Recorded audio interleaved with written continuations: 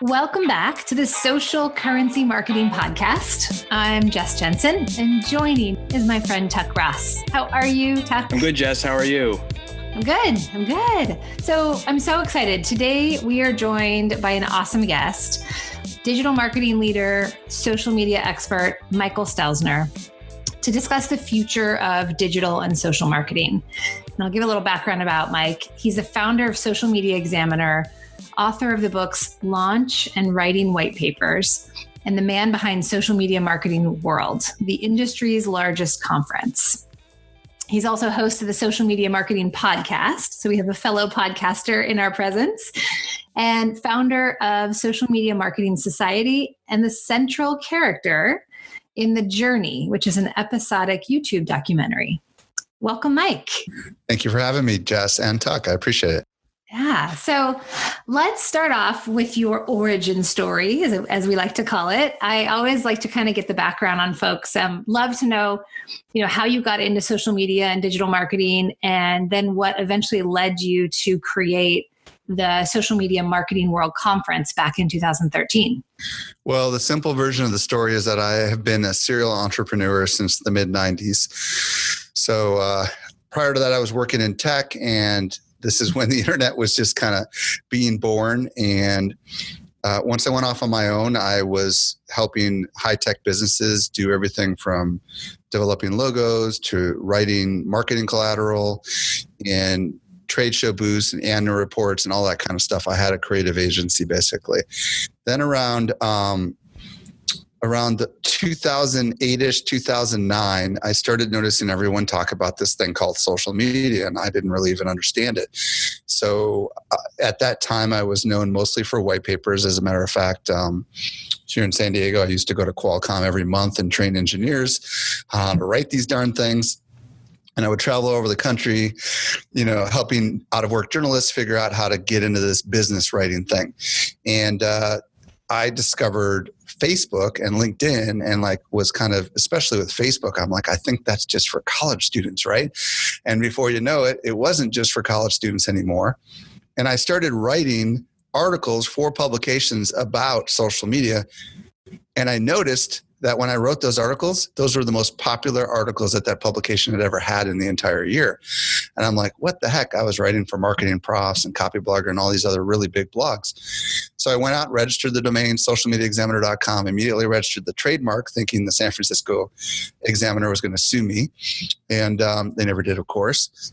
And long and short of it is, in 2009, started Social Media Examiner. The thing exploded. Of course, it was all about how-to content. And then around 2013, we went from teaching online conferences to physical conferences, and we launched Social Media Marketing World. And today, it's kind of blown up. We have, 15 million people a year that consume the various things that we produce, and it's a lot of fun. Wow. And what's the anticipated attendee base for the conference this year, do you think? Do you have a sense? Social Media Marketing World will probably have about 4,500 to 5,000 people from more than 60 countries come to the San Diego Convention Center this year. Wow. That's phenomenal. That's awesome. It's huge. Thank you. Yeah. Cool. So kind of similar to you and your podcast and a lot of the written work that you've done, we focus on social media, but we also kind of extend and bleed into broader digital marketing topics. And partly because they're all so related and connected to each other. So I want to come back to social because that's, of course, the core of the discussion, but kind of want to begin actually with a few of those other channels that often have sort of tentacles into social. So in particular, I'm thinking about email marketing, podcasting, and blogging, which I know are all areas of expertise for you. I'm curious from your perspective, how have those channels changed over the past 5 or 10 years? And how do you maybe think they intermingle with social today? So you said email, podcasting, and blogging, right? So yeah. Let's start with blogging. Today we are in an era where people do not read as much as they used to. So blogging used to be like the thing that everybody did. And, people would have blogs, and then all of a sudden they'd have books, and then they'd have TV shows, and it was all because of their blog. Today, people are instead getting little bursts of information everywhere, right? Thank you, social media. Email marketing has gotten harder because there are algorithms that are smart, AI systems that will read an email, and no matter how hard you try, they will realize that you are marketing with that email, and they will make sure it does not get delivered to the inbox. So email deliverability is exceptionally hard. So far we know people don't read, and they don't read your emails probably as much because they're not getting received inside the inbox. And then, of course, we've got the listening, the ear thing, right? Podcasting is exploding, and it's because people are craving long form information or entertaining content, and they can multitask. They can listen to it on a train, on an airplane, on a horse, in a canoe.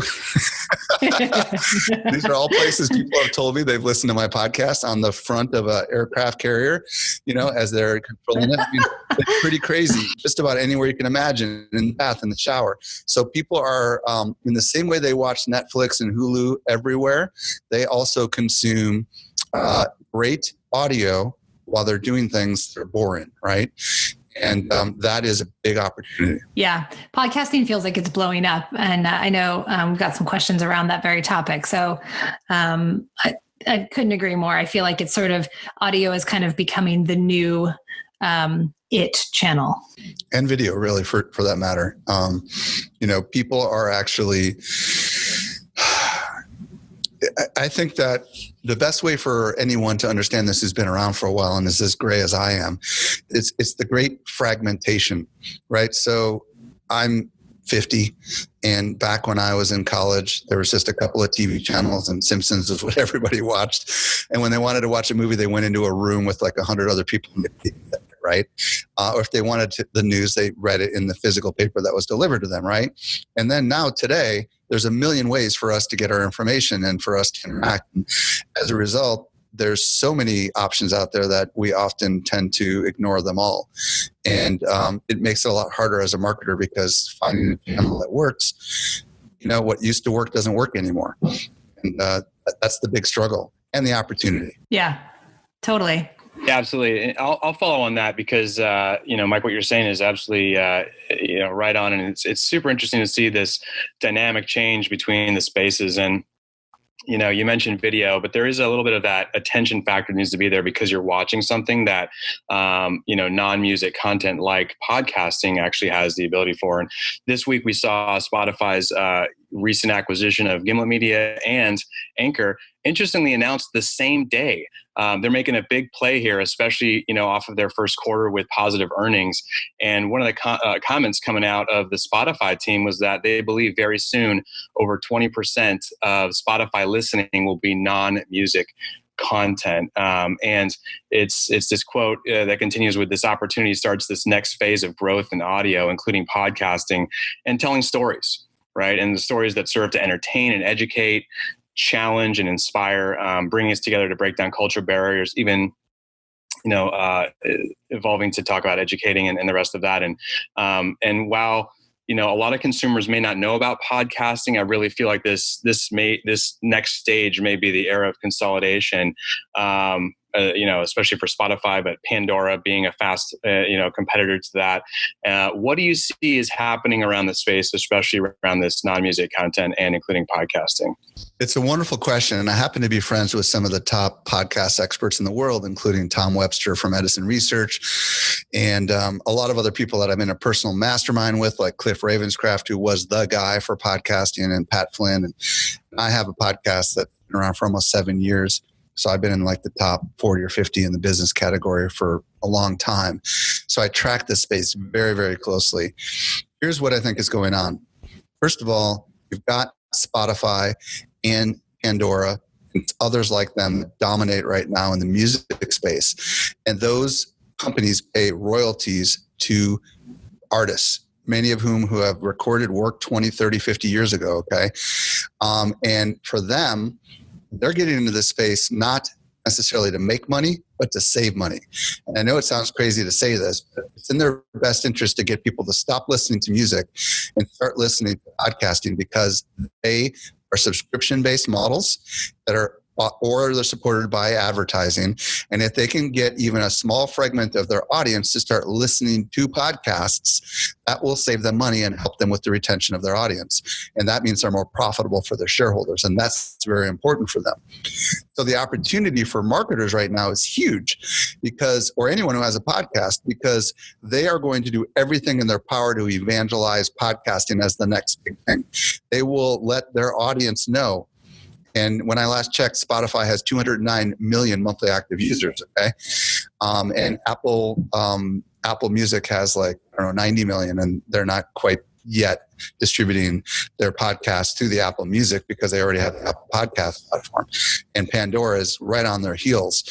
So we're moving towards an era where you will see mass evangelism by traditional music entities to non-musical content. And a lot of that content is exceptionally high quality, right up there with the kind of stuff we see on Netflix, right?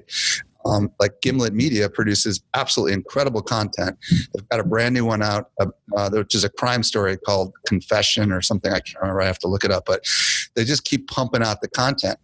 And I see this as a great opportunity. And they purchased Anchor because Anchor is like the simple on-road to producing podcasts. It's like the brainless way to create a podcast. So what this means is that Spotify is putting a stake in the ground. They made $1.7 billion in their last quarter. They are here and they want to compete with Apple. And I think this is good for those of us because they will help evangelize podcasting to the world. And if we can get more people listening to our message, and there happens to be a Spotify ad on the front of it, who the heck cares, right? Because I get more than 500,000 downloads a month on my podcast. And these are people that are committing 45 minutes a week to me, okay? Mm-hmm. You know how much I would have to pay to get 45 minutes of watch time on any channel? Right. A lot of money. Insane. This costs me nothing. Right. So this is a huge opportunity for people that create high value content and that are marketers or business people because it's just sky's the limit. We're just getting started. Yeah, it's a great perspective. Thanks for sharing that. Yeah, agreed. And I've read a lot about how podcasting is one of the more personal digital channels because literally you're in people's head. And it's very intimate. Yeah. I mean, I'm sure people have come up to you guys and said how much they love your show. You know, if they meet you in person, it's pretty crazy. Yeah. I mean, I feel like they know you. They feel like they know you. Yeah. So I'm going to go off script here a bit because I was thinking about the things you were just talking about around profit and sort of this extension. What are your thoughts on brands having podcasts, like companies themselves having a branded podcast? Well, Gimlet is crushing it with that. I mean, they are doing lots of branded content podcasts. I don't happen to listen to any off the top of my head, but they're getting very smart about helping personify the brand by telling the stories of the brand in podcasts or by having the podcast fully host and own the brand sponsor, if you will, exclusively a podcast designed to draw an audience to them. There's no reason why that could not be true. I could very easily see any niche, if you know, like let's just say you're into women's hair products, okay? Let's say you're one of these shampoo companies, okay? If you know that people that are into their hair are also into perhaps beauty, okay? I could see bringing on beauty consultants and just interviewing them and never talking about shampoo at all and having it be brought to you by that company. And all of a sudden, all that value is attributed to the company that's bringing you that great content. Yeah. It works in B2B. It works. That's how we do it. You know, it just works like. Yeah, totally. Yeah. Cool. So you mentioned earlier video, and I feel like that is the other avenue, the other channel that does drive that personal relationship and kind of gives you that human factor. And I know, you know, being in this space, we all recognize sort of on the social channels, there's a little bit more of that under 10 seconds, low attention span. You've got to get my eyes on it right away. And the expectation of sticking around for longer form video is pretty low versus YouTube, where we see a little bit more of that lean back behavior. People are willing to spend 2, 3, 4, 10, 15 minutes. I'm curious, and there's so many kinds of video, right? Explainers and, you know, like, again, you've got your own vlog that you do, stories. So what I know you've got a lot of thoughts on video. What do you think, again, thinking about small business owners who perhaps there's budget constraints, how do you think video is best used to tell your story or talk about your brand? Well, to give this a little bit of context, podcasting versus video if you imagine a pie chart in your head, imagine 5% of it is podcast and 95% of it is video. So that's how much bigger video is than podcasting. It's so big you can't even possibly imagine it. There's 2 billion daily active users on YouTube that watch an average of 45 minutes of video a day, every single day. Okay. Try to wrap your brain around that. Yeah. This is their television. This is their cable. This is their Hulu. This is their Netflix. Okay. And this is the next generation. Okay. This is the future customer of all of us. It is gargantuous. So, backing up and just talking about the different categories of video and what it means for business. First and foremost, every business needs to figure out a video strategy.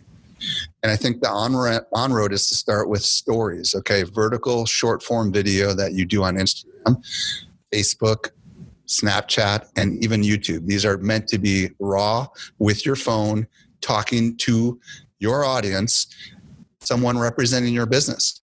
Or if you're the influencer, solopreneur kind of person, then it's just you. It's you showing them what you're doing. It's you talking about some thoughts and stuff. The reaction is all private. There's no public interaction at all. When they respond, it goes into your private DM on Instagram, okay? It's one-to-one. It's the future. It's now. It is essential. Everyone must do it. There are 400 million daily active users of Instagram stories, consumers of Instagram stories alone. Okay. Yeah. More than the entire population of America. So you start there. Then you ramp up into live video. And live video is overwhelmingly a Facebook thing. Okay. That's the platform that everybody seems to use for that. And live video needs to not be, hey, we're just going to take a video and act like it's live, and we're going to ignore the audience. It needs to be truly interactive. It needs to be, hey, everybody, I'm here. Which way do you want me to go? Left or right? What do you want me to do? What would you like me to talk about? True interaction, acknowledgement, things that marketers scares the heck out of marketers, right? We're used to creating things and then sending it out and calling it done. Right. Yeah, exactly. You have to be interactive with live. Okay, so that's stage 2. Stage 3 is what I'm doing with the journey, which is far more complicated, which is to create a true show. You know, something that is almost like a television show. That's a behind the scenes documentary. That's the stuff.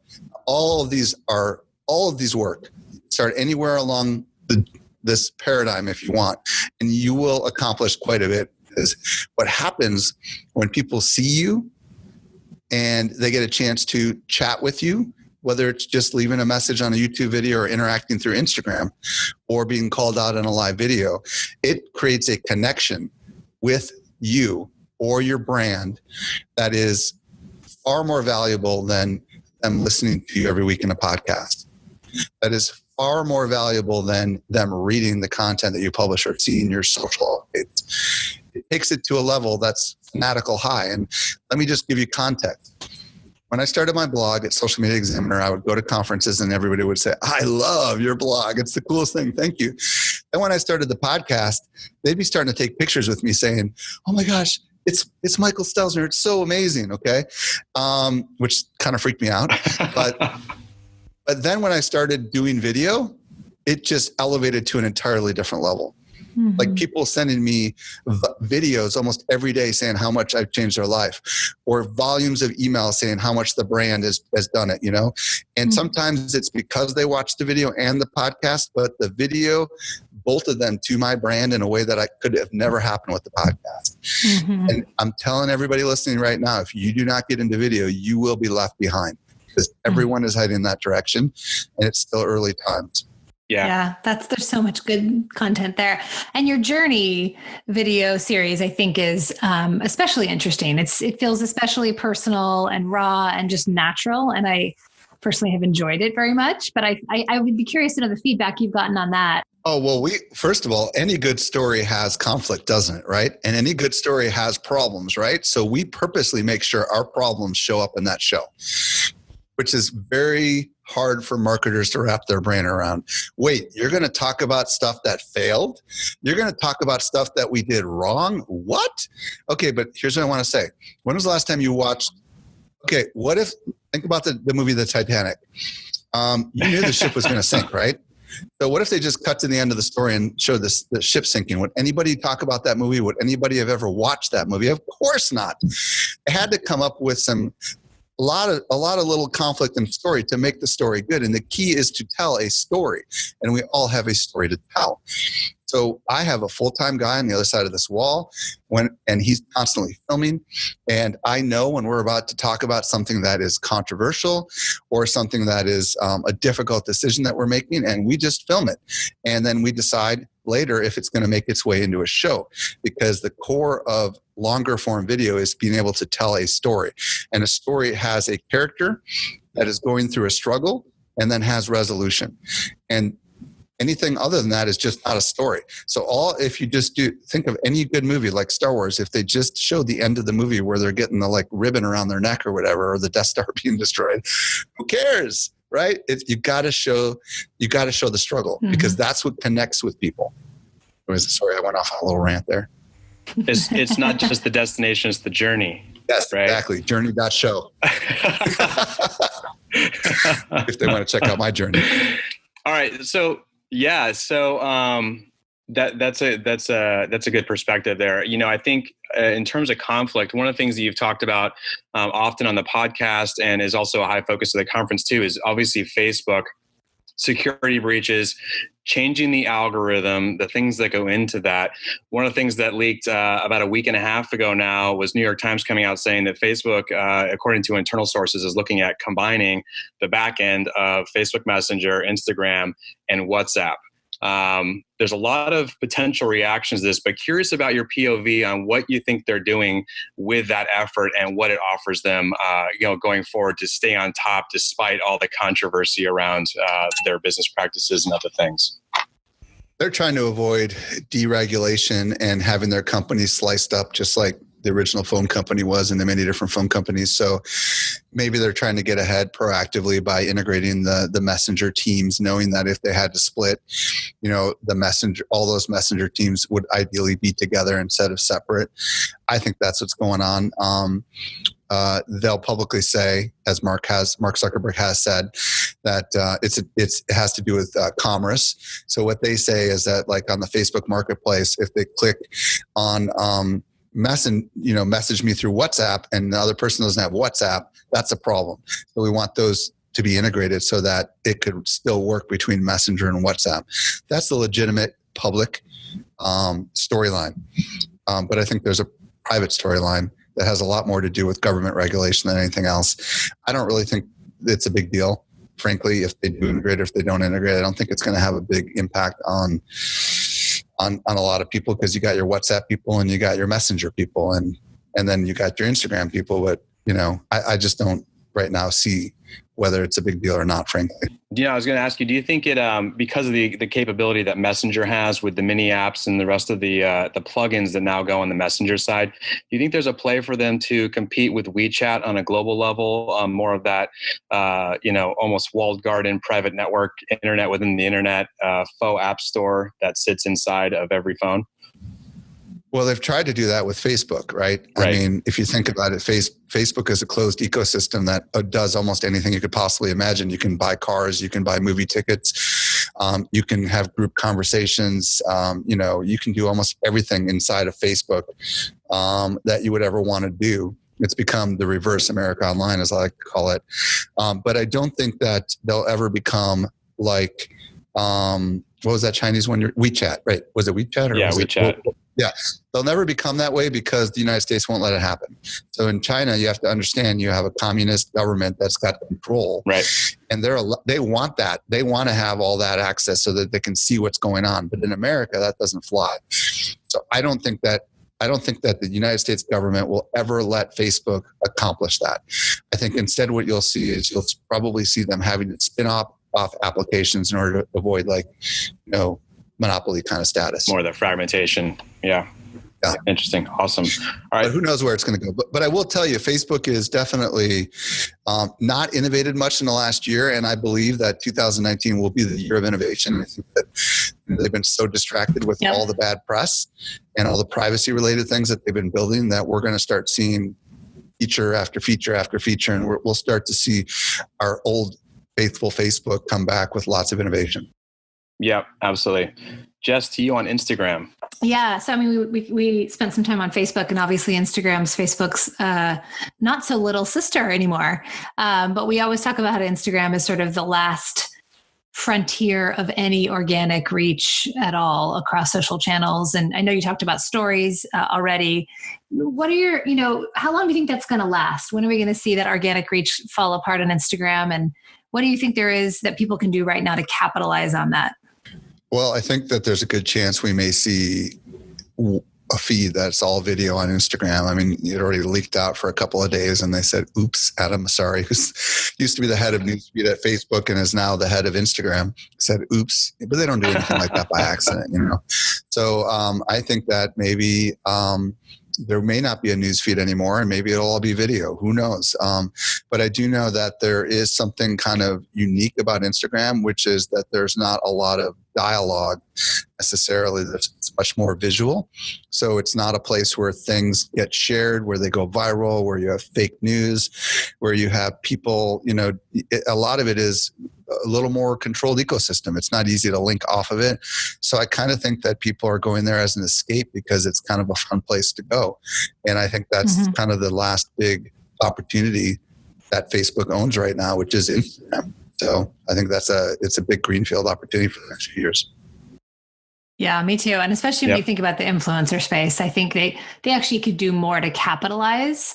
They don't, for example, they have a business accounts and private individual accounts, but they don't have an influencer account. And so there's certain things you still can't do when you're partnering with influencers. Don't be surprised. That's coming actually. Because they have, they have the creator app for Facebook, which I'm sure they'll come out with a creator. I've actually even seen information that perhaps something like that is coming out, like a special designation for influencers, which are creators. Interesting. Well, makes sense. It totally makes sense. I mean, that's where, besides YouTube, that's where they're all spending their time. So I don't know. I actually am surprised it hasn't already happened. But IGTV is going to be the thing that they've tried to figure out what to do with. And if they can figure it out, it could be big. And I recently saw news in the last couple of days that they're starting Instagram TV long form video is starting to show up in the Instagram feed, which is minutes long. If that happens, it's now becoming a little more like Facebook. And that'll be interesting to see how that happens. Yeah, absolutely. So this whole idea of a micro influencer, which is kind of a buzzy word right now, but I feel like it's this sort of moving away from celebrity and over to folks that are more focused on a specific vertical or industry and have some deeper expertise, whether that's the tech industry, fashion, food, travel. We talked earlier about bringing the human factor, and we talked about a number of channels that kind of intersect with social. What are your thoughts on micro-influencers? What are your thoughts on, again, businesses leveraging them to cut through some of the clutter on social? Well, influencers in general is an interesting conversation. First of all, there's a lot of fake influencers out there, and you have to be careful that whoever you're working with indeed does yield influence and does actually have an audience that pays attention to them. And frankly, that's getting harder and harder to discern because we as business owners and marketers are often like blinded by numbers, and we look at how many followers they have or how many subscribers they have, and we're like, wow, everybody must love every word they say. But when the honest truth comes out, you realize a lot of these people might have purchased followers or subscribers, or they haven't really engaged with them in a long time, or they don't actually even pay attention to the things that they're doing.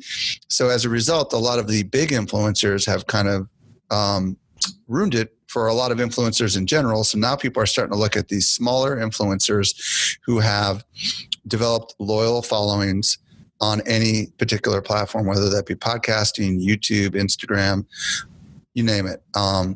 And I think that when you think of working with influencers who yield true influence versus paying for an ad, which is the alternative, right, to be in front of the same tribe or crowd, you would almost always want someone who's trusted to be your mouthpiece and to deliver a recommendation that's truly heartfelt and actually true and authentic.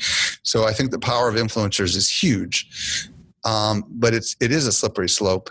And I think that in an ideal world, we as brands and businesses should try to find influencers who are on their way up and try to work with them and get behind them so that as they get bigger, they'll remember you were there when they were smaller.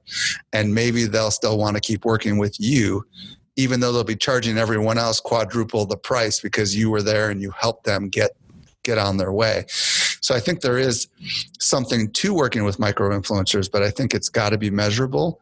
It's going to be more time to manage it, but it definitely is something that can yield a lot of fruit. I personally would rather build influencers inside the company. I personally would rather take someone in the business, whether it be the CEO like me or whether it be someone else inside the company, and have them create content and let them become an influencer and the personality, because then you have a win-win. They work for you. They're part of the same team as you. And you're helping grow their influence, but they also are tied back to your business. And we're seeing less and less of that, but I think we should see more and more of that, because that is really cool. And if, depending on what size company you work for, you might have someone who really is a great communicator, and with the right resources, you could maybe put a little money behind their content, help get that word out, help them grow that audience, and know fully well that they might get so famous they might leave you and might go off on your own. But it might be better than the alternative, which is to go work with these people who are working with your competitors. I don't know. That's just my raw thinking. Yeah. Well, and I was just going to add, I happened to watch the documentary last week, that the Fire Festival sort of debacle that happened with Ja Rule, and that was really social media gone awry, right? Influencer marketing kind of gone awry, and the idea of the image and the picture that is drafted to kick something off and promote it, being so far from the reality of what actually transpired on that island. And it kind of made me cringe as a marketer, because it sort of left this taste in your mouth of like, that's how it can go so wrong when you have maybe not the most ethical / authentic people that you're partnering with. There's definitely a risk. It's pretty sad. Yeah, it's pretty sad. And the reality is that a lot of the really small influencers are willing to do or say anything for the right amount of money, which is exactly not what you want, right? You want someone who actually isn't willing to do or say anything. You want someone who's actually going to take a stand and be honest and give a true opinion. And this is particularly where I think YouTube is doing it right. There's a lot of great creators that are developing channels that are just blowing up on YouTube. And if you can find someone and get started with them when it's early, remember that their back catalog of all that stuff is going to keep being watched. In the same way that with podcasts, like I have people that download episode 1 of my podcast from 6.5 years ago that just found me today. It still happens. Okay. So if you can get behind someone and they create really great content, the life of that can be gargantuous, and that can keep providing benefits to you down the road that may be hard for you to quantify today. Awesome. All right. So the big macro question here, we've talked about authenticity. We've talked about influencers, Facebook, Instagram, privacy, regulation, how big video is, podcasting. What excites you the most about digital and social marketing 2019 and forward? Well, it is really video, honestly. I'm most excited about the opportunities that present themselves around video, because 2018 was the year that the algorithms came locking around us marketers. And what I mean by that is artificial intelligence systems, on all the social platforms and every other thing you can imagine, email, the whole thing. They are ensuring that the messages that we convey as marketers or businesses are not received by the intended recipients without having to pay money. And they're doing that to protect the integrity of their systems, because, and they say when the marketers come in, everything kind of goes wrong. And it's not most of us, it's just a few, like those Fry people we were talking about. So if we're honest with ourselves and we realize that all those things that were free now cost money, then we have to ask ourselves, like, okay, if we're going to spend money, it's got to work, right? And that's why influencer marketing works so well. But there's another way that you can spend money, and it's creating great video content for your audience, documentary style content or any of that kind of content. And the reason I'm excited about that is because video, as we talked about, can be so addictive in nature. It can be binge worthy. And believe it or not, there are people that want to learn just as much as there are people that want to binge Netflix, right? There's people out there that they get excited about something and they'll spend 50 hours watching videos over a month just to learn about it. Okay. And if you put yourself in the context of, I want to be the business that creates that content. I want to be the one that people find when they're looking for that content. Because I want to be the one that they can say later when they get successful, it was your videos that inspired me or educated me or helped me get to where I want to go. And then those people become walking mouthpieces for everything that you do, even if they're not a customer. Yeah. Absolutely. Awesome. So I don't know if that answers your question, but that's kind of what I'm excited about. Yeah, no, it's good to know because, especially since you're doing this absolutely every day and so deep into it, and actually experimenting with all these different channels and learning and seeing where you're seeing success, it's good to hear, specifically where you're laser focused and see the most potential. So thanks for sharing that. All right, final 3 questions. And these are a little more personal here. What book are you reading right now? The Bible, believe it or not, every day. That's awesome. The only book that I'm reading right now. I do have another book on my desk, which I haven't cracked open yet, which I want to read, is Measure What Matters Most, or Measure What Matters. I just haven't cracked the thing yet. It's on my list. I hope it doesn't collect dust. That's awesome. We'll put that in the show notes. Okay. Measure What Matters. And the Bible. All right. And regarding a time when you saw maybe a mistake or something that you saw as an opportunity for yourself to improve upon, what was that story and how'd you rebound from that? Okay, well, this year, actually, was it this year? No, it was fall of 2018. I decided to publish season 2 of our show, The Journey, on Facebook. And I decided to email like 500,000 people on our email list and say, everybody go watch it on Facebook. And then all of a sudden I'm like, what the heck's going on here? No one's watching it past a couple seconds. Is it the show? Is it me? What is it? And then I went on YouTube and I'm like, whoa, very few people are watching on YouTube, but they're watching it for a long time. So what ended up happening was after a couple of weeks of this, I realized, wow, my presupposition was all wrong. People really don't watch video for more than a couple of seconds on Facebook. It's all YouTube. So we've made this big splash and we said goodbye Facebook video, and we went all in on YouTube. And we shifted our Facebook video into very short form, 60-second video or live video for less than 10 minutes, and just moved all of our show over to YouTube. And my gosh, it was a night and day thing. Now we get like 60 to 70% average watch time on a 7-minute show. Okay, to do the math on that, that's like 5 minutes the average person is watching that show. On Facebook, the average watch time was 10 seconds, okay? Exact same content. So there were people telling me it's because your content sucks. And I'm like, well, turns out it's not true. It's because on Facebook, people don't go there to watch video. They go there to scroll. They see the video, it pops up, they watch it for a couple seconds, they flick it out of the way. You've all done it, right? But on YouTube, they go there, as you mentioned, Tuck. Sorry, I don't know if your real name is Tuck. But only my mom's allowed to call me that. So. Okay. Yeah. So Tuck, they go there and they watch it, and it's built for that. There's no world notifications popping up to distract you. It's just that. Yeah. And sure enough, man, that was a good move for us, but it was a big mistake. Yeah, now we know why Facebook charges at the 3-second mark, right? Because that's the basic duration of watched video on Facebook. It's just going to say it's that lean back mentality. YouTube is just such a different environment. People are going there to watch such long form. Again, like tutorial videos are such a great example of that. My husband's a woodworker, and he will sit there for 45 minutes and watch a guy with like a table saw make legs on a table. And it's like, he's taken apart our entire washing machine based on a YouTube video teaching him how to do it. Think about it. Like, my wife is totally into HGTV, and like she's used to watch this, literally would be on all day and she'd just be watching all these home remodel shows. But now, like, okay, great. There's a whole channel on cable just for remodeling homes. But guess what? On YouTube, there's a channel for people that make legs of stools, right? So like you can find that stuff on YouTube. And as a result, people love it. So that's why there's so much opportunity there. Yeah. All right.